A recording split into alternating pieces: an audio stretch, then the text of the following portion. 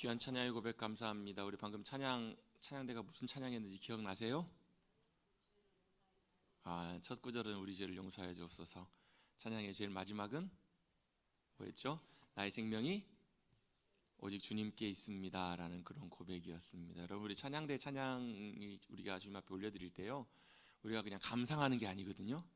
무슨 의미냐면 찬양대가 찬양하고 우리는 가만히 듣고 잘한다, 오늘은 좀 틀리네, 이게 아니고 찬양대 찬양의 그 가사와 그 고백과 찬양에 우리의 마음도 같이 주님께 올려드리는 것이 찬양대 찬양의 의미입니다. 그렇다면 여러분, 우리도 똑같이 이렇게 고백해야 되지 않을까요? 우리의 생명, 우리의 삶, 우리의 모든 것은 주님께 있습니다. 이 고백이 저와 여러분의 고백이 되시고 우리의 예배의 고백이 되실 수 있게 되기를 간절히 바랍니다. 여러분, 이게 예배의 굉장히 중요한 핵심입니다. 무슨 말이냐면, 예배는 누구에게 드리는 거냐면요, 우리 이제 보통 그런 말을 편하게 씁니다. 예배 본다. 예배는 보고 구경하는 것이 아니라 예배는 드리는 것입니다. 예배는 본다라는 표현보다는 예배는 드린다라는 말이 맞는 것이, 왜냐하면 예배는 하나님 앞에, 그래서 여러분, 구약 성경에 사용되어 있는 예배드라는 예배하다는 말, 또 신약 성경에 사용되는 프로스퀴네요 같은 단어가 무슨 말이냐면 엎드리다라는 말이 그 의미 안에 포함되어 있습니다. 엎드리다, 섬기다, 이런 의미가 있는데요. 왜 엎드려요? 하나님을 섬기기 위해서, 하나님 앞에 믿음으로 나가서 겸손하게 주님을 높이기 위해서 엎드리는 게 바로 예배입니다. 여러분, 우리의 예배가 그냥 왔다 가는, 그냥 예배만 보고 구경만 하고 가는 그런 예배가 되지 않기를 바랍니다. 그럼 어떻게 우리가 예배를 드려야 될까? 예배에서 굉장히 중요한 것은 예배를 받으신 하나님께 우리의 마음과 생각과 우리의 영혼이 집중되어 있는 거예요. 그러니까 예배의 목적은 우리 만나서 서로 얘기하고 대화하기 위해서 이 자리에 모이는 것이 아니거든요. 그런 자리에는 그렇게 모이시면 됩니다. 가셔서 여러분, 자, 요즘 고위연도 잘 안 하시죠? 산수연, 팔순잔치 가셨다고 칩시다. 그럼 거기 가서 뭐 하셔야 돼요? 축하하는 겁니다. 누구를요? 팔순을 맞으신 그분께, 어르신께 아유 감사합니다, 축하합니다, 80년 사시느라고 너무 고생하셨습니다, 애쓰셨습니다, 건강하십시오, 축하해드리는 거죠. 근데 가가지고 우리끼리 만나고 개모임해요. 우리끼리 만나가지고 다른 얘기해요. 우리 저기 빨리 모임 끝나고 우리 어디 갑시다, 놀러 갑시다, 이런 거에 온통 관심이 가 있어요. 그럼 어때요? 그건 주인공에 대한 예의가 아닙니다. 신뢰입니다. 예배도 마찬가지입니다. 예배도 우리의 예배를 받으시는 하나님께 드리는 것이 예배입니다. 어떻게 드릴 것인가, 이런 생각을 종종 해봐요. 저는 그런 자리에 많이 서보진 않았지만 여러분 한번 가정을 한번 해보십시다. 여러분, 중요한 운동 경기라는 운동선수가 있다고 칩시다. 이제 결승전이에요. 마지막 2경기만 이기면 이제 금메달 따는 거예요. 그렇게 꿈꿔왔던 우승을 하는 겁니다. 주변에 있는 많은 관중들이 응원해 줍니다. 누구 이겨라, 힘내라, 막 박수치고 응원하면 어때요? 들릴까요? 아무것도 안 들릴 것 같아요. 왜요? 온통 그 경기에만 집중해서 그 상대방만 보고 어떻게 경기할지 거기에 집중하면 주변에는 소리가 아무리 환호성이 커도 안 들릴 것 같아요. 조용할 것 같아요.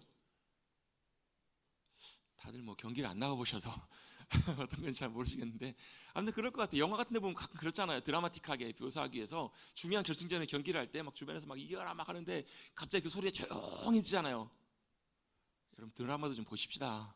영화도 좀 보시고요. 조용해지잖아요. 뭐 하는 거예요? 집중하면 옆에서 아무리 시끄러워도 아무것도 안 들려요. 뭐만 보여요? 그 경기만 보이고요, 상대방만 보이고, 그것만 집중이 되잖아요. 그렇죠? 이게 집중하는 것입니다. 이게 뭐냐면 마음과 뜻과 힘을 다하여 모든 걸 다하여 하나님을 사랑하라, 하나님을 예배하라라는 말씀의 중요한 모습 중에 하나라는 거예요. 여러분, 그래서 우리가 정말로 전심으로 주님을 예배하면, 우리의 생명의 주인 되신 주님을 바라보면 다른 것이 보여요, 안 보여요? 안 보여야 정상이에요. 안 들려야 정상이에요. 그래서 그 시간에 뭐 하자는 거예요? 예배 때 주님께 집중하고 주님 앞에 드리는 것, 이게 여러분 주님이 받으시는 귀한 예배이고, 그렇게 예배로 나아가야 될 줄로 믿습니다. 그렇다면 여러분, 우리가 예배 자리에 나왔을 때 처음에 어때요? 물론 반갑죠. 예배 끝나고 예배 전에는 뭘요? 우리 예배를 받으시는 하나님께 더 집중하고 하나님 믿음으로 바라고 의지하고 나가실 때 우리의 마음과 중심으로 전심으로 주님이 기뻐하시는 귀한 예배 자리에 나가서 그 주님을 만나 배우는 놀라운 영광을 경험하게 될 줄로 믿습니다. 그래서 예배 시작은 우리가 주님께 전심으로 초점을 맞춰서 나가는 시간이라면, 예배를 통해서 뭘요? 우리 예배를 받으시는 그 주님이 우리 가운데 함께 하셔서 그 주님의 영광을 보이신다는 말이 무슨 말이냐면요, 하나님이 어떤 분이신지를 우리가 만나고 경험하는 거예요. 얼마나 크신 하나님이신지, 우리의 삶을 붙드신 하나님이신지. 여러분, 우리 한동안 우리 많이 불렀던 찬양 있잖아요. 주의 손이 나를 붙드십니다. 흔들리는 나의 삶을 붙잡으시고 상처 입은 나의 삶을 붙드시고 치유하십니다. 뭐가요? 주님의 손이 나를 붙들어 주실 때. 왜요? 그 주님의 손이 능력의 손길이고 사랑의 손길이고 치유의 손길이고 회복의 손길이기 때문에. 여러분, 우리 예배를 통해서 그 하나님을, 그 주님을 잘 만날 수 있게 되시는 저와 여러분 되시기를 주님의 이름으로 축복합니다. 축복합니다. 그게 바로 우리의 드려야 되는 예배예요. 그게 안 되면 우리는 그냥 마당만 밟고 가는 예배, 그냥 이 시간에 앉아있다만 가는 예배. 그럼 어때요? 오늘따라 설교가 더 길어지네. 큰일이다. 배가 고픈데. 이런 일들이 생길 수 있다라는 거예요. 그게 아니고 우리가 말씀드렸던 것처럼 예배에 집중하고 우리의 모든 관심과 상황들이 주님께로 다 모아지게 되면 어때요? 배고픈 것보다 뭐가요? 이 시간 함께 하시는 주님을 더 사모하게 되고. 여러분, 아까 우리 찬양 중에서 그런 고백이 나와요. 하나님은요, 가까이 하는 자에게 가까이 하시고요, 찾고 구하는 자에게 찾아주시고 만나주신다고. 여러분, 이 말씀 잘 아시죠? 구하라, 찾으라, 두드리라, 열릴 것이라. 우리는 이 말씀을 어떻게 이해하냐면 열려라 참깨처럼 생각해요. 그래서 내가 구하면 하나님이 내가 구하는 걸 주실 것이고, 내가 찾으면 하나님께서 찾게 하신 것, 내가 찾기를 원하는 걸 찾게 하실 것이고, 내가 문을 두드리면 열릴 때까지 두드리면 열릴 것이다. 아멘. 그러신다고요. 근데 중요한 전제가 하나 있어요. 뭐냐면 누가복음에 보면 뭐라고 나오냐면 구하라 주실 것이 말씀 다 한다며요. 뭐라고 뒤에 마지막에 정리해 주시냐면 예수님이 그렇게 구하고 찾고 두드리는 이에게 성령을 주시지 않겠느냐라고 나와요. 그 말은 우리가 구하고 찾고 두드려야 되는 것이 뭐냐면 주님을 구하고 성령님을 찾고 구하고 주님의 놀라운 은혜와 역사하심, 주님의 영광을 보기 위해 두드리는 것, 그 사모함과 열정 가운데 주님이 응답해 주신다라는 주님의 약속이에요. 돈을 주십시오. 주실 수도 있고 안 주실 수도 있어요. 필요한 만큼. 주님, 이 길을 어디로 가야 됩니까? 찾아요. 찾을 수도 있고 못 찾을 수도 있습니다. 그런데 어디요? 우리가 그 주님을 만나고 그 주님을 찾으면 그 안에 길이 있고, 그 안에 공급하심이 있고, 그 안에 도우심이 있고, 그 안에 승리가 있는 줄로 믿습니다. 여러분, 예배를 통해서 그 주님 앞에 믿음으로 나가시고 그 주님을 만나실 수 있는 저와 여러분들이 모두가 되시기를 간절히 바랍니다. 아멘. 그렇게 살아가는 것이 우리의 믿음의 삶이고 우리 예배의 삶입니다. 그걸 경험하셨으면 좋겠어요. 실제로 누리고 사셨으면 좋겠습니다. 그래야 우리의 믿음의 삶이 달라져요. 새로워져요. 요즘 여러분 가을 날씨 좋죠? 성가대만, 천양대만 좋으신가 봅니다. 다들 인사 팍 쓰고 계시는데, 여러분 가을 날씨 참 좋은 날씨처럼 여러분 얼굴에도 그 아름다운 가을의 단풍과 아름다운 분위기들이 여러분 얼굴에 풍겨나셨으면 얼마나 좋겠어요. 근데 목사님 그럴 정신이 없어요. 그냥 금방 지나가요. 그러시죠? 가을이 참 좋지만 또 금방 숭 지나가죠. 저만 그런가 봅니다. 시간은 진짜 금방 갑니다. 지나갑니다. 왜요? 세월이 정말 빠르기 때문에, 손살처럼 빠르기 때문에. 그래서 성경에서 또 뭐라고 말씀하시냐면요, 세월을 아끼래요.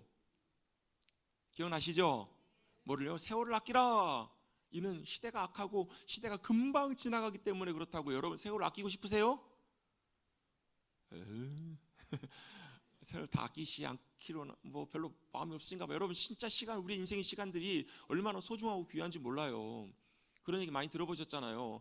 우리에게 아무 의미 없이 그냥 주어진 하루는 어제 그토록 병 가운데 사경을 헤매는 사람들이 그토록 원했던 바랬던 그 하루라고. 너무 로맨틱하지 않나요, 여러분? 그렇지 않더라도 여러분 우리의 인생의 시간들이 얼마나 소중한지 몰라요.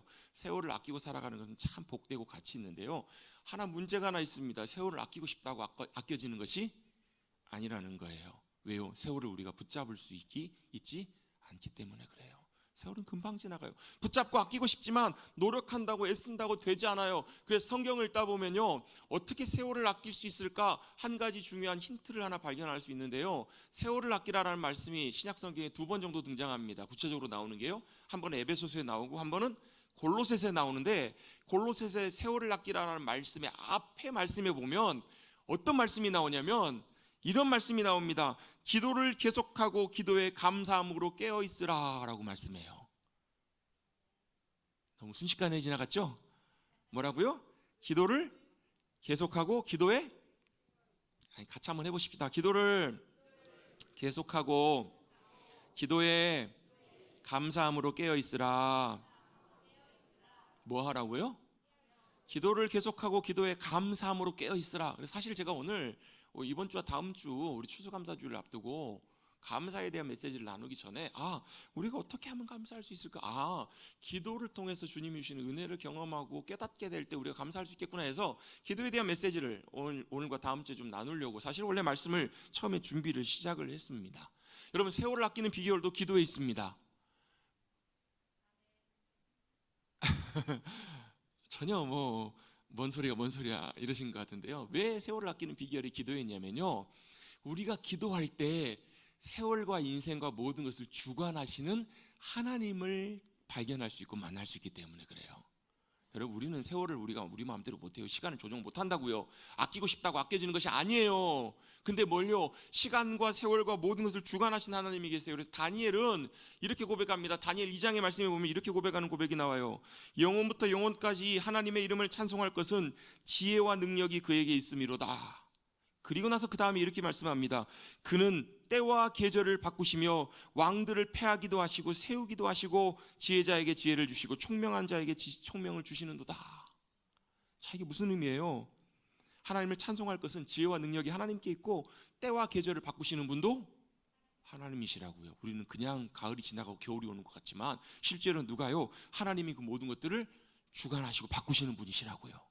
왕도 세우실 수 있고 내리실 수 있는 분이시고 지혜자에게 지혜를 주시고 지식을 주시는 분, 은밀한 일을 나타내시고 어두운 가운데 있는 것들을 빛으로 함께 하시는 분이 바로 하나님이시기 때문에 우리는 뭐예요? 기도하면서 하나님을 찾고 구하고 그 주님을 만나고 그 주님의 음성을 듣고 주님의 인도하심을 따라가면 세월이 흘러가는 가운데에서도 그 모든 것들을 주관하신 하나님의 인도하심 가운데 진리와 생명의 복된 삶을 살아가게 될 줄로 믿습니다. 깨어서 기도하는 사람은요, 세월이 지나가는 순간 속에서도 하나님의 인도하심을 따라갈 수 있어요. 깨어서 기도하는 사람들은 놀라운 그 기도의 놀라운 은혜와 능력을 통해서 시대 가운데 흘러가는 것으로 끝나는 것이 아니라 그 가운데 귀한 복된 가치 있는 삶을 살아가게 될 줄로 믿습니다. 그래서 오늘 우리 기도에 대한 부분들을 좀 함께 나눠보려고 합니다. 특별히 우리가 기도하면 꼭 빠지지 않고 다뤄야 되는 부분들이 있습니다. 바로 주님이 우리에게 가르쳐 주신 기도입니다. 사실 이 주기도문에 대한 내용들은 제가 쭉 찾아봤더니요, 제가 주일 낮에도 한 6년 전에 7년 전에 2019년도에도 한 달 반 정도 해가지고 나눈 적이 있고요, 특별 새벽기도 때도 한번 나눈 적이 있고 여러 번 몇 번 나눈 적이 있습니다. 그럼에도 불구하고 왜 또 기도에 대한 내용들을 나눌 때마다 주님이 가르쳐준 기도를 나눠야 될까요? 중요하기 때문에 그렇습니다. 중요하기 때문에 그렇습니다. 우리가 기도를 할 때 이 주님이 가르쳐주신 기도를 가지고 어떻게 기도해야 될지 또 무엇을 위해서 기도해야 되는지를 알고 배우고 기도하는 것은 우리에게 너무 유익하고 중요하기 때문에 그렇습니다. 또 이 기도를 배워가면서 우리의 삶이 기도가 되는, 여러분 기도에 대한 또 다른 교훈이 하나 있죠. 뭐예요? 쉬지 말고 기도하라. 여러분 쉬지 말고 기도하고 계시죠? 어떻게 쉬지 말고 기도할 수 있을까? 여러분 쉬지 말고 기도하는 게 가능해요? 가능할까요? 불가능할까요? 여러분 하나 다시 한번 여쭤보겠습니다. 기도해야 돼요? 안 해야 돼요? 해야 되는 건 아시죠? 하고 계세요? 안 하고 계세요? 라고 물으시면 네 해야 되는 건 아는데 잘 안 될 때가 훨씬 많습니다. 근데 성경은 분명히 우리에게 쉬지 말고 기도하라라고 말씀하세요. 왜요? 기도는 꼭 쉬지 않고 기도해야 되는 거기 때문에 그래요. 이걸 너무 어렵게 생각하면 어려울 수밖에 없는데요, 좀 쉽게 접근을 한번 해보겠습니다. 쉬지 말고 기도하는 것이 어떤 것인가, 이렇게 한번 설명을 한번 드려볼게요. 여러분 한번 여쭤볼게요. 숨 쉬고 계시는 분, 네. 손 들어주셔서 감사합니다. 숨 안 쉬시는 분은 지금 바로 이제 무슨 뜻인지 아시죠? 여러분 오늘 너무 힘들어가지고 오늘 좀 심장 뛰는 거 좀 쉬어야 되겠다 그러시는 분은 죄송하지만 삶을 마무리하셔야 합니다. 무슨 얘기냐면요, 우리가 숨 쉬는 것, 우리 심장이 뛰는 것, 심장 박동은요, 태어나는 순간부터 언제까지요? 우리 생명이 잉태되어서 만들어진 태 속에서도 심장 뛰어요, 안 뛰어요? 태중에서도 심장 뜁니다. 요즘 기술이 발달돼서요, 초음파 기계로 딱 갖다 대면 아이 심장 박동이 어떤지, 어떻게 뛰는지, 잘 뛰는지 못 뛰는지 다 확인됩니다. 그때부터 뭐 하고 있는 거예요? 쉬지 않고 심장은 계속 뛰고 있는 거예요. 언제까지요? 우리의 삶이 마치는 날까지. 심장이 멈추는 그날이 우리 죽는 날이고요, 우리 호흡이 끊어지는 날이 어디에 우리 삶이 맞춰지는 날이잖아요. 그러면은 무슨 얘기? 태어나 죽을 때까지 숨을 쉬어요. 잘 때도 심장이 쉬면 안 되고요, 숨을 쉬어야 돼요. 호흡은 계속 끊임없이 호흡을 하고요. 심장도 계속 뛰어야 우린 살아요. 그게 바로 뭐냐면 그게 우리 기도예요. 기도. 근데 여러분 한번 여쭤볼게요. 여러분 숨 쉬고 있는 거 지금 아세요? 모르세요? 잘 모르시죠? 여러분 주무실 때 여러분 심장이 뛰는 거 안 뛰는 거 아세요? 모르세요? 주무실 때 걱정하면서 나 자는데 피곤하다고 혹시 심장이 안 뛰면 어떡할까? 물론 여러분 심장병의 요인들이나 이런 것들이 있는 분들은 그런 걱정할 수 있겠죠. 근데 정상적인 경우라면 심장이 안 뛸 걸 걱정하고 주무시는 분은 한 분도 안 계실 거예요. 왜요? 인식하지 못한다고요. 언제요? 심장에 문제가 생겨서 심장이 제대로 뛰지 않을 때, 호흡을 제대로 하지 못해서 숨이 막 넘어갈 때 내가 숨을 쉬어야 되는데 숨을 쉬어야 사는데 그걸 그제서야 인식한다고요. 그것처럼 우리의 삶의 호흡과 심장 박동이 늘 죽을 때까지 계속되는 것처럼 우리의 기도도 뭐가요? 우리의 삶을 통해서 우리의 영혼을 통해서 계속 되어지는 것, 이게 쉬지 않고 기도하는 거예요. 그래서 여러분이 쉬지 않고 기도한다는 말은 하나님 아버지 감사합니다 이렇게 해서 예수님의 이름으로 기도합니다 아멘, 이 기도도 우리의 기도이지만 우리의 영혼이 깨어서 주님을 찾고 바라고 구하는 것, 저는 이게 쉬지 않고 기도하는 것을 언제 경험하게 됐냐면요, 저도 이제 전통적인 장로교 교단에서 쭉 자라왔기 때문에 굉장히 사실은 뭐 그런 거에 대해서 조금 이렇게 많이 좀 이렇게 부정적인 생각들이 있었는데요. 과거에 한 80년대, 90년대만 해도 성령의 은사 뭐 이러면 조금 부정적인 많은 견해들이 좀 있었어요. 그래서 굉장히 교회 안에서 좀 조금 이렇게 뜨거운 감자처럼 여기기도 하고 그랬었는데요. 저도 그렇기 때문에 좀 약간 방언 은사에 대해서 좀 부정적인 견해와 의견들을 좀 갖고 있었거든요. 별로 원하지도 않고 사모하지도 않는. 그런데 제가 기도하다가 그냥 구하지도 않았는데 방언의 은사가 터진 거예요. 방언이 터진 거예요. 그때부터 어떤 일이 일어나게 됐냐면요, 방언의 은사가 터지니까 이런 일이 일어나더라고요. 걸어갈 때 저도 모르게 기도를 해요. 입술이 중얼중얼거리면서. 계단 올라갈 때도 그렇고 운전할 때도 그렇고요, 모든 일들을 하면서 제가 기도해야지 이런 생각이 안 할 때에도 그렇게 막 기도가 줄줄 터져 나오는 거예요. 왜 그럴까요? 제 안에 계셨던 성령님께서 쉬지 않고 끊임없이 우리로 기도하도록 도우시고 역사해 주시니까 그게 가능하더라는 거예요. 근데 여러분, 이건 성령님의 도우심과 역사하심이고요, 이게 아니더라도 어떻게 우리가 쉬지 않고 기도할 수 있을까? 우리가 기도를 잊어버린 순간들이 있어요. 그럼에도 불구하고 그때마다 우리가 다시 한번 뭘 상기시키는 거예요. 기도는 뭐 하는 거라고요? 쉬지 않고 기도하는 것이지. 지금은 쉬고 있지만 여전히 뭐가요? 내 안에 계신 성령님이 도우셔서 나로 기도하게 하시지라고 우리가 깨어서 인식하고 기도가 어떻다고요? 쉬지 않고 해야 된다는 것을 우리가 붙들고 있을 때 우리가 깨어서 기도할 수 있는 거예요. 여러분, 우리가 기도의 틀이 기도 형식 맞춰서 딱 기도하는 그런 거 아니더라도 여러분, 우리 순간순간마다 하나님 찾고 구하고 그 자리에서 어떻게 해요? 하나님의 은혜와 도우심을 구할 때 그 자리가 기도의 자리가 돼요. 여러분, 쉬지 않고 기도하십시다. 쉬지 말고 기도해야 뭐가 가능하냐면요, 항상 기뻐하고 범사에 감사하는 삶이 가능해지기 때문에 그래요. 왜요? 이게 너희를 향하신 하나님의 뜻이래요. 얼굴들을 보시니까 항상 기뻐하시지 않는 것 같은데요. 여러분, 저도 항상 기뻐할 때가 있을까요? 저 항상 기뻐할까요? 안 할까요? 안 해요. 저희 아내한테 물어보십시오. 안 해요. 항상 기뻐하지 못할 때가 훨씬 많아요. 항상 기뻐하기 위해서는 어떻게 해요? 쉬지 않고 기도할 때 우리에게 주님이 주신 기쁨이 다시금 회복돼요. 범사에 감사하십시다. 모든 일에 감사하십니까? 어떻게 모든 일에 감사해요?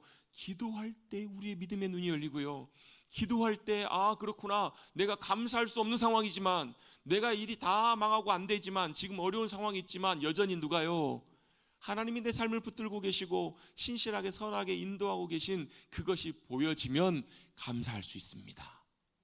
그래서 여러분, 기도는요 뭐예요? 감사로 시작해서 기도의 마침도 감사로 끝나는 거예요. 아멘. 그래서 여러분, 쉬지 않고 기도하는 것, 이것이 참 중요합니다. 이것이 주님의 말씀이고 명령이기 때문에 그래요. 여러분, 하나님의 은혜와 도우심을 구하셔서 늘 깨어서 기도하시는 사랑하는 성도님들 되시기를 간절히 바랍니다. 우리가 왜 기도가 안 되는가? 기도를 뭘로 생각하냐면 그냥 구하는 것으로만 생각하기 때문에 그래요. 기도는 단순히 구하고 간구하는 것, 그것도 중요하지만 그것이 기도의 전부가 아닙니다. 기도는 살아계신 하나님과 우리와 사랑의 인격적인 관계를 맺기 위한 가장 중요한 통로와 도구가 바로 기도이기 때문에 그래요. 기도는 구하는 것보다 더 중요한 것이 하나님과 우리와 관계를 위해서 필요한 것이 기도예요. 그래서 기도를 뭐라고도 표현해요? 영적인 호흡이라고도 필요하고 영적인 대화라고도 말씀하는 이유가 그겁니다. 사랑하면 뭐예요? 만나고 싶어요. 그래서 주님이 저와 여러분을 사랑하셔서 임마누엘, 이 땅 가운데 우리를 찾아와 주시고 함께 해주신 줄로 믿습니다. 하나님이 어떻다고? 세상을 이처럼 사랑하사 독생자를 주셔서 아들을 누구에게요? 우리 이 땅 가운데 보내어 주신 거예요. 뭐 하시려고요? 아들의 이름을 뭐라고요? 아들을 낳으리니 이름을 임마누엘이라 하라. 이는 하나님이 함께 만우 우리와 하나님이 뭐 하시기 원하셔서요? 우리와 함께 하길 원하셔서. 왜요? 사랑하면 보고 싶거든요. 함께 하고 싶거든요. 안 그러세요? 그래요. 사랑하면 자꾸 보고 싶고 함께 하고 싶어요. 가까워져서 만난다고요. 그러기 위해 주님이 임마누엘 우리 가운데 오셨어요. 그리고 예수님께서 우리를 위해 죽으심으로 예수와 우리의 구원자가 되어 주셔서 하나님과 우리의 관계를 다시금 회복시켜 주셔서 뭐가 하게 하셨어요? 하나님이 우리의 아버지가 되게 하시고 우리는 하나님의 자녀요 거룩한 백성이 되게 하여 주신 줄로 믿습니다. 이게 하나님이 우리를 사랑하셔서 그러신 거예요. 사랑하면 뭐예요? 보고 싶어요. 그리고 하나가 되고 싶어요. 같이 하고 싶어요. 같이 하는데 뭐예요? 같이 만나면 뭐예요? 대화합니다. 대화. 만나면 얘기하고 싶어요. 관심 없는 사람이 만나면 할 얘기가 없어요. 만나러 가야 되는데 그 사람과 관심도 없고 별로 좋아하지도 않고 할 말도 없어요. 그럼 어때요? 만나는 시간이 곤혹스러워요. 곤혹스러워. 근데 어때요? 사랑하는 사람이면 애들이 여러분 학교 갔다 오면 유치원 갔다 오면 뭐래요? 사랑하는 엄마를 만나면 그때부터 뭐예요? 제자 뭐래요? 학교에서 있었던 일 이런 얘기를 종알종알 얘기를 해요. 귀에 피가 나요. 엄마의 귀가. 왜 그래요? 사랑하면 말하고 싶어요. 대화하고 싶어요. 이런저런 얘기 막 다 생각나는 대로 자연스럽게 얘기해요. 이게 뭐라고요? 하나님과의 우리와의 사랑의 인격적인 교제이고 기도인 줄로 믿습니다. 이게 여러분 기도의 중요한 의미예요. 이게 될 때 여러분 우리는 늘 기도할 수 있어요. 쉬지 않고 기도할 수 있습니다. 그래서 기도는요 단순히 구하고 바라는 것이 아니라 하나님과의 우리와 영적인 대화예요. 돌아가신 그 오카노 목사님, 사랑의 교회를 섬기셨던 오카노 목사님이 기도에 대해서 말씀하시면서 이렇게 표현하시더라고요. 기도는 스페어 타이어가 아닙니다. 스페어 타이어가 뭐예요? 요즘은 스페어 타이어도 거의 별로 없어요. 있어도 뭐 조그마한 바퀴밖에 없는데요. 차에다 싣고 다니는 바퀴잖아요. 왜 싣고 다녀요? 언제 써요? 스페어 타이어는 안 쓰는 게 제일 좋아요. 왜요? 비상시에 타이어가 터졌을 때 펑크 나서 수리할 수 없을 때 타이어를 바꿔서 임시로 운행하기 위해서 갖고 다니는 것이 스페어 타이어예요. 스페어 타이어는 언제 쓴다고요? 비상시 사고 났을 때, 문제가 생겼을 때만 스페어 타이어를 써요. 기도는 스페어 타이어가 아니라는 말은 기도가 문제가 있을 때, 어려움이 있을 때만 하나님 앞에 찾고 구하는 것이 기도가 아니다라는 말이에요. 그럼 기도는 뭔가? 기도는 핸들이래요. 여러분 핸들은 언제 있어야 돼요? 항상 있어야 돼요. 운전하실 때 핸들이 없어. 차를 시동 걸고 출발했는데 앞불사 핸들이 없어요. 그럼 어떻게 되는 거예요? 바로 멈춰야 돼요. 더 이상 운행할 수가 없어요. 그건 차로서의 역할을 할 수가 없는 거라고요. 기도는 스페어 타이어가 아니라 핸들입니다. 우리의 삶에, 우리의 영혼에, 우리의 가정에, 우리의 교회에 그 핸들이 주님이 되어 주셔서 기도로 그 주님을 붙들고 나갈 때 우리의 삶을 주님께서 선하게 인도해 주시고 이끌어 주시고 붙드시고 지켜 주실 줄로 믿습니다. 그것이 바로 기도의 중요한 의미입니다. 기도를 여러분 스페어 타이어로만 이용하지 마시고 기도를 우리의 핸들로 붙잡으시고 우리의 삶의 모든 순간순간마다 주님 붙들고 나아가셔서 그 기도의 놀라운 은혜를 경험하시는 우리 모두가 되시기를 간절히 바랍니다. 그래서 그 기도에 대한 중요성 우리가 다 알고 있는 것처럼 쉬지 말고 기도하는 그 기도의 삶이 필요한데요. 또한 동시에 우리는 그 기도를 어떻게 해야 되는지 아는 것도 중요합니다. 그래서 우리가 주님이 가르쳐 준 기도를 잠깐 오늘 또 다음 시간 이렇게 나누어 보려고 합니다. 주님이 가르쳐 준 기도를 우리는 보통 주기도문이라고 합니다. 근데 저는 개인적으로 이 주기도문이라는 표현을 조금 차라리 주님의 기도, 주님이 가르쳐 준 기도라고 이렇게 표현을 많이 하는데요.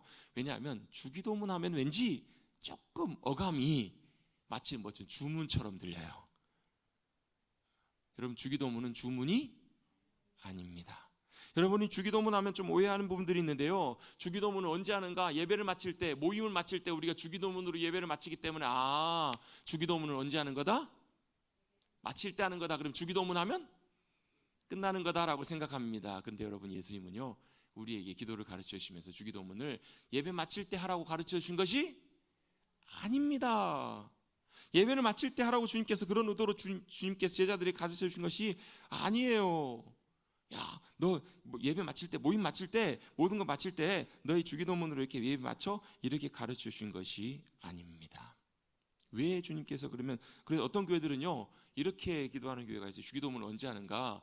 기도 인도자가 대표 기도자가 기도를 마치면 기도를 마치고서 같이 또 이어서 주님의 기도를 같이 기도해요.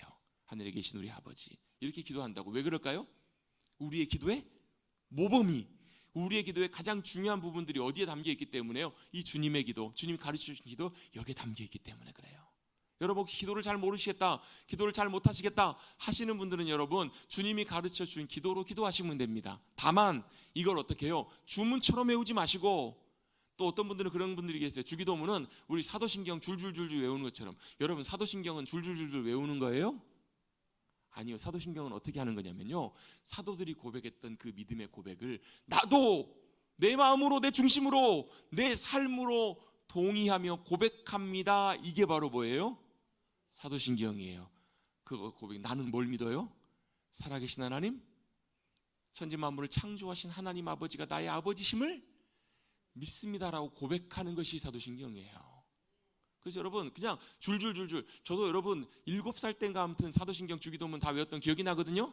그때부터 어때요? 사도신경과 주기도문 어떻게 하는 거예요? 어렸을 때는 막 그랬어요. 누가 빨리 외우나, 하늘에 계신 우리 아버지 누가 빨리 외우나. 여러분 이게 주기도문 사도신경 줄줄줄 외우는 것이 아니라 우리의 마음에, 우리의 영혼에, 우리의 삶의 고백으로 주님 앞에 고백하는 것이 사도신경이고, 그 마음을 고백 담아서 기도하는 것이 바로 주님이 가르쳐주신 주기도문인 줄로 믿습니다. 주기도문은 줄줄 외워 제끼는 것이 아닙니다. 또 마지막으로 주문도 아니에요. 읊으면서 여러분 다른 종교를 믿는 분들은 어때요? 막 독경, 막 주문을 외우고 막 이런 분들이 계세요. 그래서 주기도문도 줄줄줄, 그래서 주기도문을 10번 외우고 뭐 20번을 외우고 마치 뭐처럼 막 주문 외우는 것처럼. 옆에 우리 가까운 옆 동네도 가보면 어때요? 기도할 때도 어떻게 해요? 이제 뭐 목걸이 같은 걸 만들어서 묵주라고 하잖아요. 묵주를 넘겨가면서 기도합니다. 도움이 되는 것들도 있는데요, 그게 여러분 자칫 주문을 외우는 것처럼 그렇게 돼서는 안 된다고요. 그게 뭐가 다른가? 오늘 우리 성경에서도 그걸 설명을 합니다. 사실 오늘 주님의 기도, 주님이 가르쳐주신 기도는 9절부터 나오는데요, 7절, 8절을 제가 덧붙여서 같이 읽자고 말씀을 드렸던 이유가, 본문을 잡았던 이유가 거기에 있습니다. 7절에 보시면 기도할 때 어떻게 하라고요? 이방인들과 같이 중언부언하지 말라는 거예요. 중언부언은 어떤 의미인가? 반복해서 얘기하는 거예요. 반복해서 계속하는 거예요. 마치 뭐처럼요? 주문처럼 10번, 20번, 100번 하면 들으시겠지, 그 정성을 갸륵히 여기셔서 들으시겠지, 이게 아니라는 거예요. 그들은 말을 많이 하여야 들으실 줄로 생각하기 때문에 그런데 그것이 아니라고요. 왜요? 하나님은 살아계신 분이세요. 살아계신 분이라는 얘기는 지금 우리가 하는 고백도, 우리의 말소리도, 심지어는 뭐까지도요, 숨 쉬는 것도, 우리의 쉬는 한숨도, 때때로 우리의 탄식도 들으시는 분이 하나님이세요. 여러분 엄마는요, 아이의 숨소리만 듣고도 아이의 상태를 어느 정도 합니다. 아이가 우는 소리만 들어도 엄마는 아이의 상태와 아이의 원하는 것들을 압니다. 하나님은 어떠실까요? 우리의 숨소리 하나에도, 우리의 모든 것 하나에도 들으시는 살아계신 하나님, 우리 아버지가 되신 줄로 믿습니다. 그렇다면요, 반복해서 들으실 때까지 주문처럼 외우는 것이 주님 우리가 해야 될 기도가 아니라는 거예요. 8절에도 보시겠습니다. 그러므로 그들을 본받지 말라는 거예요. 그렇게 하지 말라는 거예요. 왜요? 뭐죠? 구하기 전에 너희에게 있어야 할 것을 누가요? 하나님께서, 아버지께서 아신다라는 거예요. 하나님이 저와 여러분이 기도하기 전에 우리에게 있어야 될 것, 구해야 될 것들을 구하기 전에도 미리 아신다라고 말씀하고 계세요. 그렇다면 어떻게 해요? 믿음으로 기도하십시다. 주님이 아신다면 믿음으로 주님 준비된, 주님 주시길 원하시는 것들을 허락하여 주옵소서. 근데 우리는 어때요? 주기도문을 할 때 마치 주문처럼 그렇게 외운다고요. 여러분 주기도문은 주문이 아닙니다. 우리의 기도입니다. 우리의 마음과 우리의 믿음을 주님 앞에 담아서 올려드려야 되는 우리의 기도이고 고백임을 꼭 기억하시고, 한 고백 한 고백 위에 우리의 믿음의 고백을 담아서 주님 앞에 기도하고 나가시는 우리 모두가 되시기를 간절히 바랍니다. 그렇게 믿음으로 기도할 때 어떻게 해요? 그 기도를 통해서 우리에게 주신 놀라운 유익들이 있어요. 여러분 주님이 가르쳐 주신 기도, 이 기도가 여러분 누가복음에 보면 이렇게 설명이 되어 있습니다. 마태복음에는 그런 내용이 안 나오는데요, 예수님의 제자들이 와가지고 예수님, 세례요한도 기도를 가르쳐주고 바리새인들도 다 기도를 가르쳐주고 하는데 우리도 어떻게 기도해야 되는지, 무엇을 위해서 기도해야 되는지 가르쳐 주십시오라고 예수님께 부탁하는 장면이 나와요. 그때 예수님께서 너희는 이렇게 기도하라라고 말씀하시면서 가르쳐 준 기도가 오늘의 기도예요. 어떻게 기도해야 돼요? 이렇게 기도하라. 어떻게 기도하라고요? 이렇게 기도하시면 됩니다. 9절입니다. 그러므로 너희는 이렇게 기도하라. 어떻게 기도하죠? 하늘에 계신 우리 아버지여 라고 기도를 시작합니다. 기도의 첫 시작, 또 기도의 가장 중요한 고백이 이 안에 담겨 있습니다. 바로 뭐라는 거예요? 하늘에 계신 우리 아버지가 우리 아버지시라는 거예요. 하늘에 계신 하나님이 나의 아버지가 되십니다. 하나님이 내 하나님이 되시고 아버지가 되십니다. 이걸 고백하는 것이 우리의 기도입니다. 그리고 이 기도의 시작이 가장 중요합니다. 이렇게 고백할 수 있으면 돼요, 여러분. 과거에 오래전에 한 10여 년 전에 제가 섬겼던 교회에 은퇴하신 원로 목사님 한 분이 오셔서 설교를 하셨어요. 굉장히 유명하신 분입니다. 참 귀하신 분이신데요.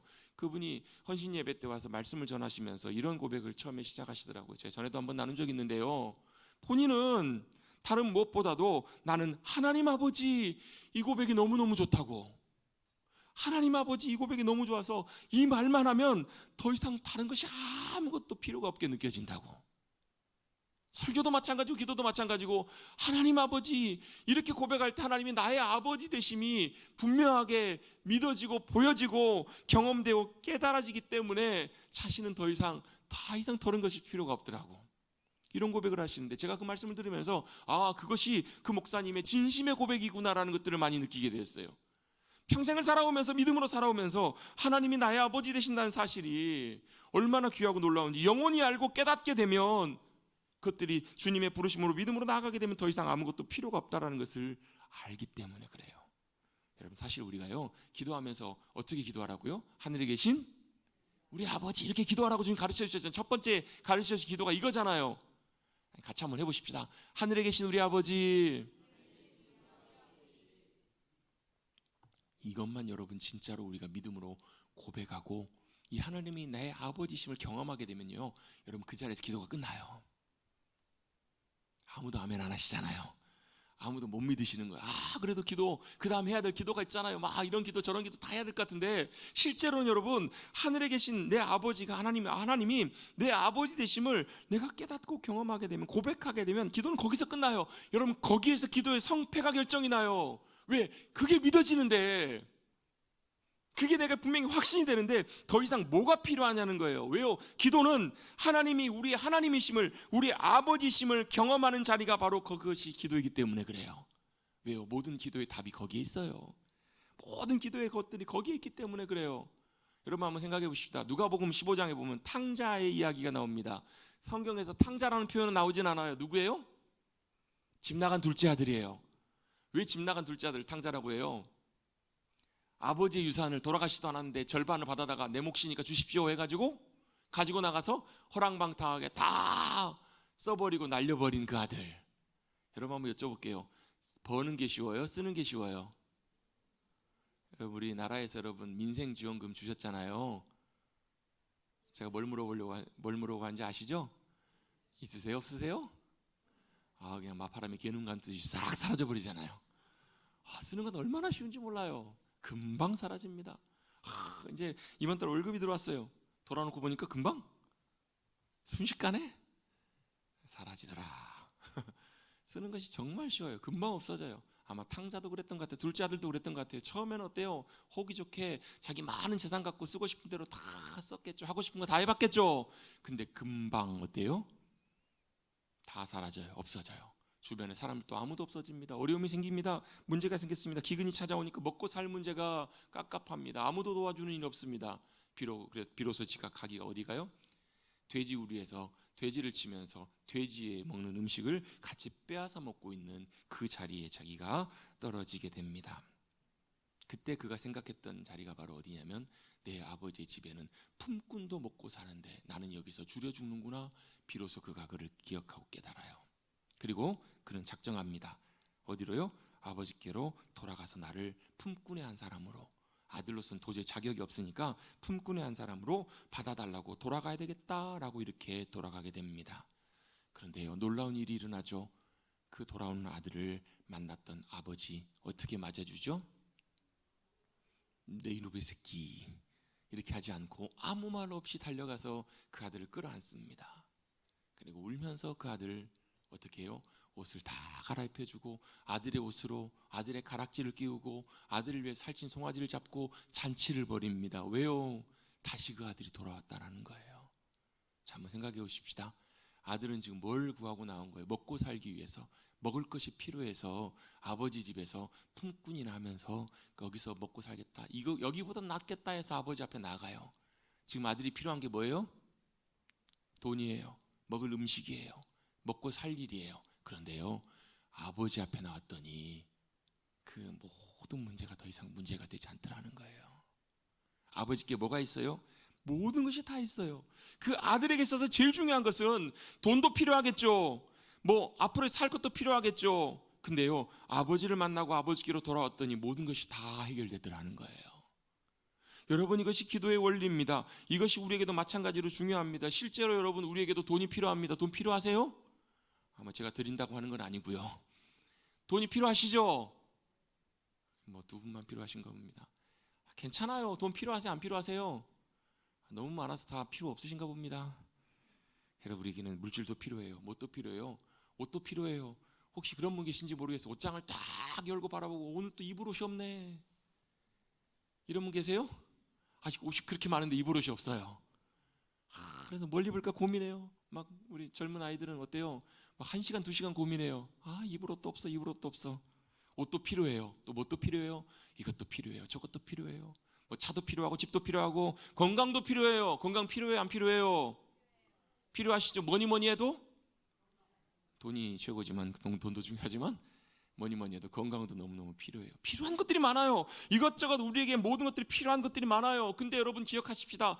탕자에게도 필요한 것이 많았어요. 궁핍함의 어려움 가운데 있었지만 그가 아버지께로 돌아왔을 때, 그가 다시 아버지를 찾고 아버지 품에 안겼을 때 그 모든 것들이 다 해결됐다는 거예요. 여러분, 우리 기도도 마찬가지입니다. 다급하게 하나님 주세요, 하나님 이거 필요해요, 도와주세요, 기도하면 주님 앞에 나가셔야 할 땐 나가셔야 돼요. 근데 여러분, 그 기도 가운데 우리가 꼭 기도해야 될 중요한 것은 바로 뭐예요? 우리의 기도의 첫 시작, 하늘에 계신 우리 아버지, 그 하나님이 나의 아버지시고 나의 하나님이심을 고백할 수 있다면, 아무리 다급한 상황에도, 아무리 절박하고 궁급한 상황 속에서도 우리의 마음속에 하나님이 내 아버지시기 때문에 주시는 참된 평안과 확신과 담대함이 우리의 심령 속에, 우리의 삶 속에 함께하게 될 줄로 믿습니다. 그것이 고백되면요, 그것이 우리의 기도의 시작이지만 거기에서 우리의 기도가 끝나요. 왜요? 하나님이 우리 아버지신데. 그래서 여러분, 참 귀한 무명의 한 사람은요, 그 귀한 기도에 대한 책이 있는데요, 무릎으로 사는 그리스도인, 누가 썼는지도 몰라요. 그 책에 이런 고백이 나옵니다. 기도는 다른 것을 구하고 이것저것 필요한 것을 구하는 것, 그것도 기도겠지만 기도는 하나님 자신을 찾는 것이다. 하나님 그분을 찾는 거란 얘기예요. 왜요? 그분이 우리의 아버지가 되시기에, 하늘에 계신 하나님이 우리의 아버지 되심을 믿음으로 고백할 때, 그걸 바라보게 될 때 여러분, 우리의 삶에는 여러 가지 많은 문제들, 심각한 문제들, 중요한 문제들, 그 문제들도 하나님 아버지 앞에서 더 이상 문제가 되지 않는 줄로 믿습니다. 제가 몇 번 간증한 적 있잖아요. 나눈 적 있잖아요. 어떤 한 젊은 부부가 아이를 낳아서 기르는데 아이가 너무너무 예뻐요. 사랑스러워요. 아이를 위해서 다 해주고 싶어요. 근데 아이가 갑자기 아파요. 열이 나요. 병원을 갔더니 잘 이유를 모르겠다는 거. 이 검사 저 검사 다 해봤는데 원인이 안 나오는 거예요. 애가 막 40도가 넘어가고 아이가 경기를 하기 시작해요. 병원에서 어찌할 바를 모르겠어요. 자기들도 어찌할 수 없대요. 병원에 입원해 놓고 정말로 고통스러운 시간들을 보내요. 오늘 밤에 어떻게 될지 모르겠다고 의사 선생님이 그렇게 얘기를 하고 합니다. 얼마나 부모의 마음이 찢어져요. 걱정이 돼요. 뭐 해야 돼요? 뭐 해야 돼요? 기도해야 되겠죠. 참 신실한 믿음의 부부였기 때문에 그들도 기도해서 하나님 아이 살려주세요, 아이 고쳐주세요. 하나님 어떻게 해요? 절망하며 안타까움 가운데 하나님 앞에 간절히 기도하다가 갑작스럽게 그 부부의 마음속에 스치듯 지나가는 하나님이 주신 생각이 있었다는 거예요. 무슨 생각이에요? 하늘에 계신 우리 아버지가 우리 아버지시고 또 나의 아버지시고 이 아이의 참 아버지심이 믿어지더라는 거예요. 고백되고 믿어지니까 뭐예요? 내가 부모로서 이 아이에게 해줄 수 있는 게 있어요, 없어요? 없어요. 심지어는 그런 분도 계셨어요. 뭐 본인이 의사 선생님이신데도 자식이 아픈데 해줄 수 있는 것이 없는 거예요. 그렇잖아요. 근데 그게 뭐가 고백이 되냐면 하나님이 내 아버지시고 이 아이의 아버지심이 고백이 되니까요, 내가 해줄 수 있는 것은 아무것도 없어도 누가요? 하늘에 계신 이 아이의 아버지가 책임지시고 역사하시겠다라는 그런 믿음과 확신이 생기더라는 거예요. 어떻게 기도하셨을까요? 그리고 나서 하나님, 그 고백이 되니까, 그게 경험이 되니까, 깨달아지니까, 보여지니까 하나님이 이 아이의 아버지시네요. 아버지가 알아서 하세요. 아버지가 고치시고 책임지고 살리세요. 마음에 말할 수 없는 평안과 확신이 생기면서 그냥 그리고 나서 편안하게 주무셨대요. 잤대요. 자고 일어나 보니까 언제 그랬냐는 듯이 열이 뚝 떨어져 있더라는 거예요. 이건 뭐 세상에서 이해할 수 없는 방법이죠. 병원에서 뭐라고 그랬을까요? 그냥 뭐 열이 잘 떨어졌겠네요 라고 생각하시겠지만 우리는 분명히 믿고 고백할 수 있어요. 왜요? 이 아이의 아버지, 우리의 아버지 하나님께서 친히 역사하시고 고치시고 놀랍게 일하셔서 그런 일들이 일어났음을 우리는 믿고 고백하잖아요.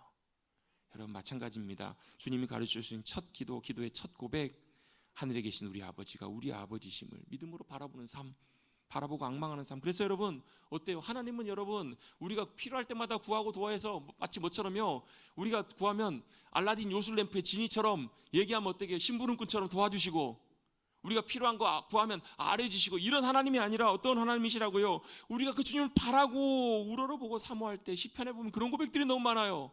시편 25편 1절에도요, 여호와여 나의 영혼이 주님을 우러러 바라봅니다.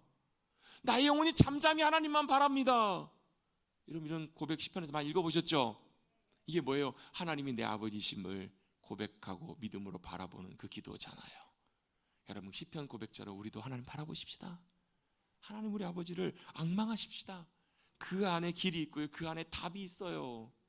그 안에 모든 답이 있다. 탕자가 아버지께로 돌아왔을 때 모든 답을 다 거기서 발견했던 것처럼, 얼마 전에 며칠 전에도 저 어떤 분하고 이제 얘기를 하다가 그분이 그런 얘기를 하시더라고요. 요즘 너무너무 힘들었다고.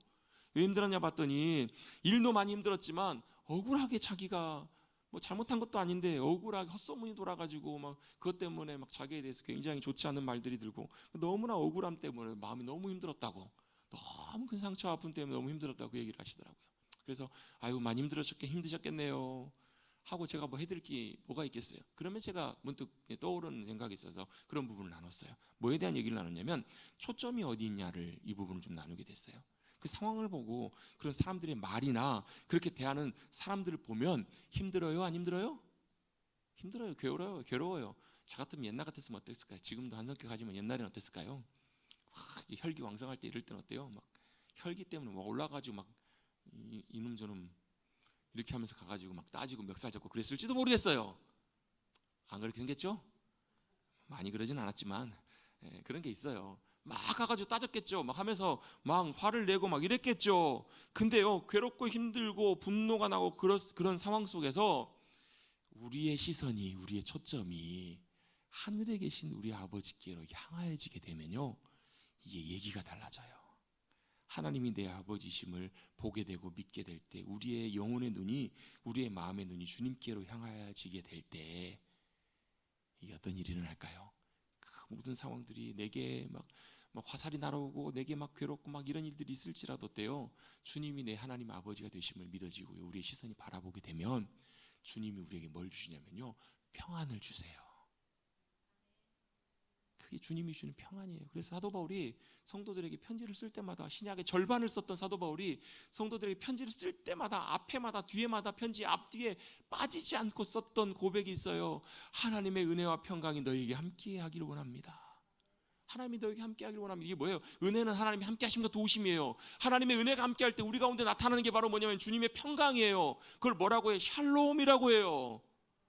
복잡하고 혼란스럽지만, 고통스럽고 괴롭지만 우리가 주님을 바랄 때, 우리의 초점이 주님께로 향하여질 때 우리의 마음에 주님이 주신 은혜와 평강, 샬롬이 함께 할 줄로 믿습니다.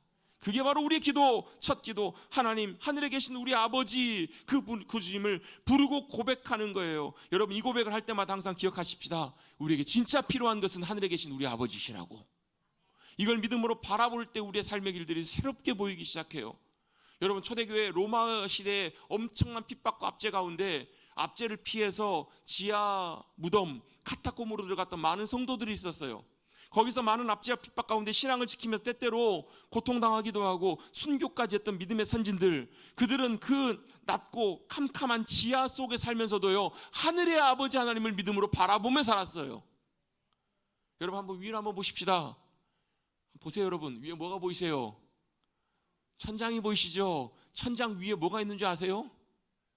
지붕이 있어요. 지붕에 뭐가 있을까요? 하늘이 있습니다. 여러분, 하늘 위에 뭐가 있을까요? 하나님이 영광 가운데 거하시는 하나님의 영적인 하늘이 있어요. 거기에 누가 계세요? 하늘의 아버지, 나의 아버지, 우리의 아버지가 거기에 계십니다. 여러분, 카타콤의 믿음의 성도들은 그 하나님, 하늘의 하나님을 믿음으로 바라보았어요. 그렇기 때문에 어때요? 그들은 기꺼이 고난과 어려움 속에서도 기쁨과 감사함으로 믿음을 지키며 승리한 줄로 믿습니다. 이 이북 북녘 땅에도요, 지금도 여전히 그렇게 믿어요. 믿음을 지키며 하나님 믿음으로 바라보는 사람들 뭐예요? 그 압제 속에서도 뭐가요? 하늘을 바라보고 아무도 막을 수 없는 하나님의 아버지, 우리 아버지심을 믿음으로 고백하며 바라볼 때 거기에 놀라운 승리와 믿음의 놀라운 역사하심이 함께할 줄로 믿습니다. 그게 바로 우리의 믿음의 삶입니다. 그렇게 살아갈 때 이사야 43장에서는 이렇게 말씀합니다. 내가 물 가운데 지날 때도 내가 너와 함께 할 것이라. 강을 건널 때도 물이 너를 침몰하지 못할 것이며 내가 불 가운데로 지날 때에도 타지도 아니할 것이요 불꽃이 너를 사르지도 못하리니 대저 나는 여호와 너의 하나님이요 이스라엘의 거룩한 이요 너의 구원자가 될 것임이라. 너희가 내 눈에 보배롭고 존귀하며 내가 너를 사랑하였은즉 두려워 말라. 내가 너를 동서남북에서 모아서 내 이름으로 불려지는 모든 자 곧 내가 내 영광을 위하여 창조한 자가 오게 해서 주님이 영광 받으시는 그 일을 이루실 거라고 말씀하고 계십니다. 여러분, 우리의 삶의 고백 가운데, 기도의 고백 가운데 하늘에 계신 나의 하나님, 우리 하나님, 그 고백이 저와 여러분의 중심의 고백이 되실 수 있게 되기를 간절히 주님의 이름으로 축복합니다. 다니엘의 세 친구들 믿음을 지키고 하나님만 섬기겠습니다. 우상 앞에 절하지 않겠습니다. 30m나 되는 두라평지에 세워졌던 우상 앞에 절하지 않았을 때 풀무불에 던져지게 됩니다. 왕이 보고 깜짝 놀래요. 그를 결박해 갖고 던지러 갔던 사람들은 불이 너무 뜨거워 다 죽었는데 그 안에 던져진 세 사람, 그 사람들은 어때요? 돌아다니는 거예요. 네 사람이 돌아다녀요. 한 사람은 어때요? 봤더니 신의 아들과 같더라. 하나님의 사람 같더라. 나중에 불러서 나오라고 합니다. 나왔더니 어때요? 머리카락 하나도 그들리지 않아요. 여러분, 불에 가까이 가면 어떻게 돼요? 머리카락? 금방 걸립니다. 제가 예전에 그때 교회 문서들 막 이렇게 막 자료들이랑 막 이런 거 헌금목들이 태우느라고 불 태우다가 바람이 휙 불었어요. 뭐 아무렇지도 않은 것 같았는데요. 나중에 내려와 화장실 손 씻으러 봤더니 앞에가 머리가 노랗게 돼 있더라고요. 여러분, 불 근처만 가도 머리가 그슬리고요. 여러분, 그 뜨거운 풀무불이 옛날에 쇠를 녹이는 용광로 같은 거잖아요. 들어가면 사람이 어때요? 뼈도 남지 않아요. 다 타버려야 되는데요. 옷 하나도 그을리지 않았어요. 왜 그런 일들이 일어났을까요? 하늘에 계신 하나님 아버지께서 그들 가운데 함께 하시고 그들이 믿음으로 신뢰하고 믿음으로 나갔을 때 하나님이 우리를 건지실 것입니다. 그리 아니하실지라도 우리는 하나님만 믿음으로 신뢰하고 의지합니다. 하늘의 하나님을 믿음으로 바라봅니다. 그들의 믿음 고백 가운데 함께 하셔서 불 가운데서도 건지시고 놀랍게 지키시고 보호해 주신 줄로 믿습니다. 여러분, 하늘에 계신 하나님 아버지가 저와 여러분의 아버지 되심을 믿으시고 그 고백이 여러분의 믿음의 고백으로 감격 가운데 고백되실 수 있는 저와 여러분 되시기를 주님의 이름으로 축복합니다. 그렇게 믿음으로 나갈 때 하나님의 이름이 우리를 통해서 거룩하게 높임 받으세요. 사실 오늘 이 말씀을 절반까지 나누고 다음 주에 나머지 절반을 나누려고 했는데요, 시간이 마칠 시간이 되었습니다. 이 하나님만 하나만 고백해도 하늘에 계신 우리 아버지가 우리 아버지심이 우리의 영혼 가운데 고백될 수 있어도 여러분, 거기에 진정한 우리의 모든 기도에 답이 있고 삶의 모든 길들이 있음을 꼭 기억하시고 그 주님 믿음으로 붙들고 나가시는 저와 여러분 되시기를 주님의 이름으로 축복합니다. 그렇게 믿음으로 고백할 때 하나님 나라가 우리의 삶에 임합니다. 그 말은 무슨 얘기냐면요, 죄악과 어둠과 악이 덮고 있는 이 시대에 우리의 삶에 혼돈과 어둠이 있을 때 누가요? 주님의 통치와 다스리심과 역사하심이 임한다라는 거예요. 요즘 여러분 뉴스만 틀면 뭐가 제일 시끄러워요? 캄보디아가 제일 시끄러워요. 왜요? 거기서 나쁜 짓 하는 사람들, 범죄 조직들 어떻게 해요? 우리나라에 있었으면 다 잡아갔을 텐데, 소탕했을 텐데 거기 함부로 할 수가 없어요. 왜요? 그건 다른 나라이기 때문에 그래요. 어떤 분들은 그래요. 막 군대를 파견해야 된다고, 다 잡아들여야 된다고. 갈 수가 없어요. 왜요? 다른 나라이기 때문에 그래요. 여러분, 하나님의 나라는 하늘의 나라입니다. 근데요, 주님은 뭐라고요? 그 나라가 우리의 삶의 자리에 이 땅에 임할 수 있도록 기도하라고 하십니다. 왜요? 들어오면 어떻게 해요? 주님이 모든 어둠의 권세를 결박하실 것입니다. 그리고 모든 사단과 죄의 권세를 깨트리실 것입니다. 우리를 붙들고 있는 모든 권세를 무너뜨리시고 주님이 놀랍게 통치하시고 다스리시는 천국과 같은 그 나라가 임할 수 있기 때문에 그래요. 여러분, 그 나라가 저와 여러분의 심령 속에 임할 수 있게 되기를 축복합니다. 가정에 임하게 되기를 축복합니다. 교회에 임하게 되기를 주님 여러분 축복합니다. 그것이 주님이 기도하라고 하시는 이유예요. 또 마지막으로 주님의 뜻이 하늘에서 이루어진 것처럼 이 땅 가운데 임하도록, 하늘의 뜻이 임하도록. 내 뜻이 이루어져야 좋은 거 아니에요? 내 뜻이 이루어지는 것보다요 하나님의 뜻, 하늘의 뜻이 이루어지는 것이 우리에게 훨씬 더 유익해요. 요즘 막내가 배우는 말이 있습니다. 아빠 미워, 엄마 미워. 그럼 나 삐졌어, 나 서운해. 왜 그래요? 자기 뜻대로 안 되니까. 자기 마음대로 안 되면 삐지고 서운해요. 근데요 그게 왜 그래요? 그럴만하니까 그런 거예요. 그게 유익하지 않으니까 그런 거예요. 왜요? 엄마 아빠는 좋은 곳으로 주기를 원하는 거기 때문에. 마찬가지입니다. 하나님이 우리 아버지시기 때문에 우리가 바라고 원하는 것들 주님이 안 들어주신다고 서운해하지고 믿음에 낙심하지 마십시오. 왜요? 더 좋은 것들로 주실 것이고 우리의 뜻보다 하늘의 뜻이 이루어진 것이 더 우리에게 복되고 선하기 때문에 여러분 이 기도가 우리의 기도가 되시길 축복합니다. 어떻게 해요? 하늘에 계신 우리 아버지가 나의 아버지시기에 아버지의 이름이 거룩하게 높임 받으시고 주님의 나라가 임하게 하시고 나의 뜻보다 하늘의 아버지의 뜻, 더 선하시고 귀하신 뜻이 이루어지길 원합니다. 이렇게 주님의 기도를 잘 배우시고 그 기도가 저와 여러분의 기도가 되실 수 있게 되기를 간절히 바랍니다. 아멘. 기도하십시다. 어떻게 주님이 가르쳐 주신 기도대로 승리하시는 우리가 되시기를 바랍니다. 하나님 감사합니다. 오늘도 예배 자리에 불러주시고 예배 자리에 주님 바라며 사모하며 구하게 하여 주시니 감사를 드립니다. 우리가 특별히 오늘 기도에 대한 말씀을 나누면서 주님이 이렇게 기도하라고 가르쳐 준 그 기도, 하늘에 계신 우리 아버지, 그 하나님 아버지가 우리의 아버지심을, 나의 아버지심을 믿고 고백하며 나아가 주님의 나라가 우리의 삶에 임하는, 또 주님의 뜻이 우리의 삶 속에 이루어지는 그로 말미암아 주님이 영광 받으시는 복된 삶을 살아가는 우리 한 사람 한 사람, 우리의 성도들, 가정과 교회와 우리의 삶의 자리가 되게 하여 주시옵소서. 주님이 붙들어 주시고 인도해 주실 것을 믿사오며 감사드리며 예수의 이름으로 기도드리옵나이다. 아멘.